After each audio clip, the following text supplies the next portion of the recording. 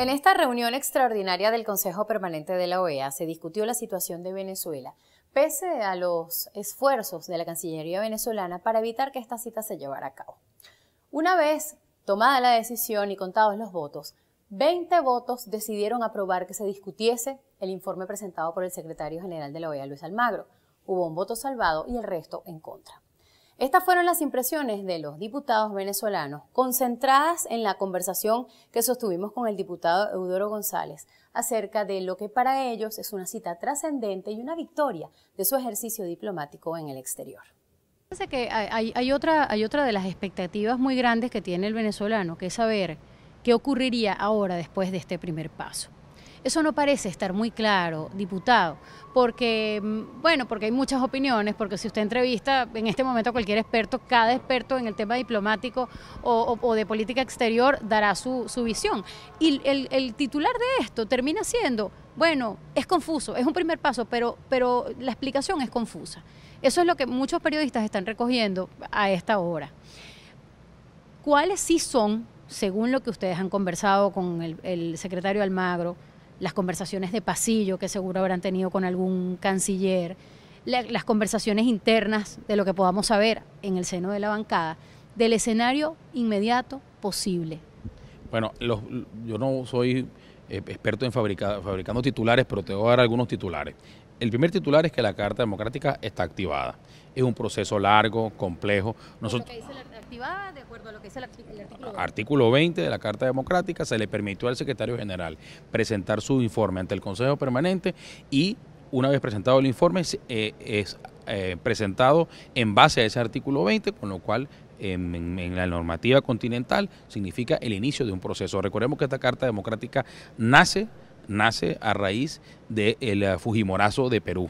Es el origen de esta Carta Democrática y se firmó en Perú y casualmente tuvo que ver casualmente con la disolución que hizo Alberto Fujimori del Parlamento peruano, y la historia nos pone a los venezolanos hoy en un capítulo igual de triste como ese, en el cual la mayoría de los venezolanos, más de 7 millones de venezolanos, se expresaron libremente el 6 de diciembre, eligieron un parlamento que hoy el gobierno no acepta. Y ese es el fundamento de esa Carta Democrática. Entonces, primer titular, está activada la Carta.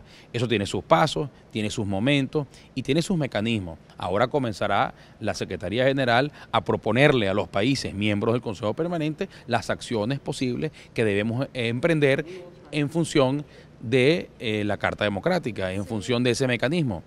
Comenzará el secretario general a proponerle a los países qué acciones debemos tomar.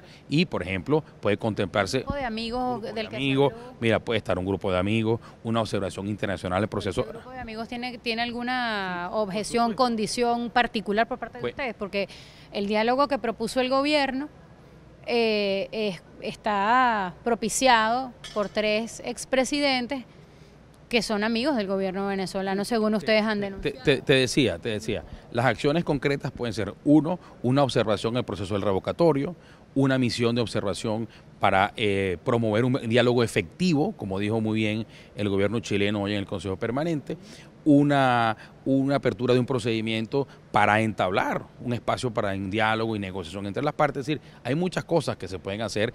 De ahora en adelante quedará en el trabajo de la Secretaría General y de los países que han decidido entender y aceptar esta crisis que tenemos hoy en Venezuela, cuáles son los pasos que van a seguir. El presidente Maduro últimamente ha estado emprendiendo lobby internacional. Lo hizo recientemente con los países del Caribe y eso quedó además evidenciado en las votaciones que vimos hoy, con alguna excepción. No hubo una lealtad absoluta de los países pequeños del Caribe al gobierno venezolano.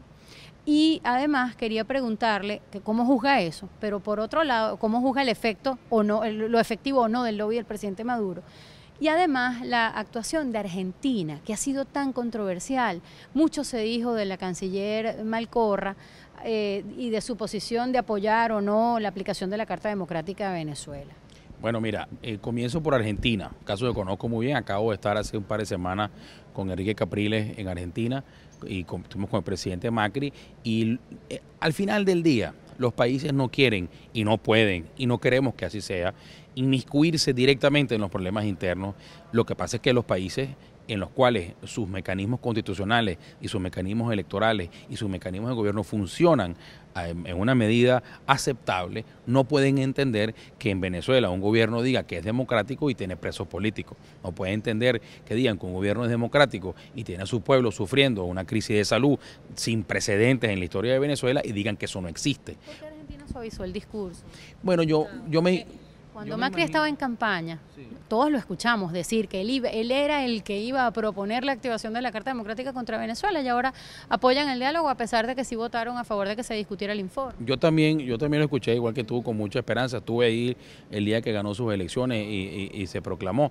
Pero bueno, los países tienen su momento de formarse sus opiniones. Macri se tomó el tiempo necesario con sus mecanismos de Cancillería para tomar su criterio y formarse un criterio correcto. Creo que han decidido optar por el camino sensato que nos expresó el presidente Macri en Argentina hace una semana, donde nos dijo claramente que lo que iba a respetar era la democracia, que habían valores que eran inalienables: democracia, libertad de expresión, libertad de pensamiento, libertad de actuar de los actores políticos y respeto a las normas constitucionales. Y muy importante, inclusive nos dijo que, y coinciden con muchos de los otros presidentes de la zona, que tenemos que transitar hacia la consulta popular, en Venezuela referéndum revocatorio, porque la crisis política es tan profunda que hay que buscar una salida pacífica y democrática, y esa solución pacífica y democrática, ese camino pacífico y democrático es una consulta popular, como la hicimos el 6 de diciembre. Nunca olvidemos qué pasó los días previos al 6 de diciembre.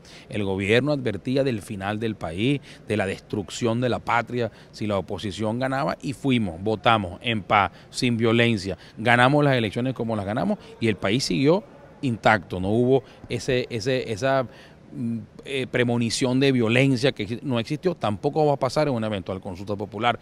Nosotros lo que pasa es que entendemos, los demócratas de Venezuela, que el país necesita una válvula de escape, y esa válvula de escape es la expresión popular. Mira, ahí están las firmas. Lo que ha pasado en Anzoátegui y en el resto del país es una cosa para espantarse. Horas de carretera, máquinas en poblaciones donde no hay gente, la gente, bueno, en autobús, con sol, con agua, con horas limitadas, con factores de perturbación. Si las personas quieren, los venezolanos queremos una salida en paz y la estamos buscando y la estamos construyendo, y parte del trabajo internacional que se está haciendo es construir espacios para ayudar a los venezolanos y acompañar a los venezolanos en la solución de su conflicto de manera pacífica y democrática. Respecto al diálogo, en Venezuela no hay diálogo, porque no puede haber diálogo con unos interlocutores que obedecen a una sola parte, que vienen de la mano de una sola de las partes. Claro que queremos diálogo. Los demócratas estamos para dialogar, dialoguemos, pero hagamos una agenda, construyamos una agenda común, construyamos una agenda conjunta. No puede venir un facilitador y empezar su conversación con la oposición diciendo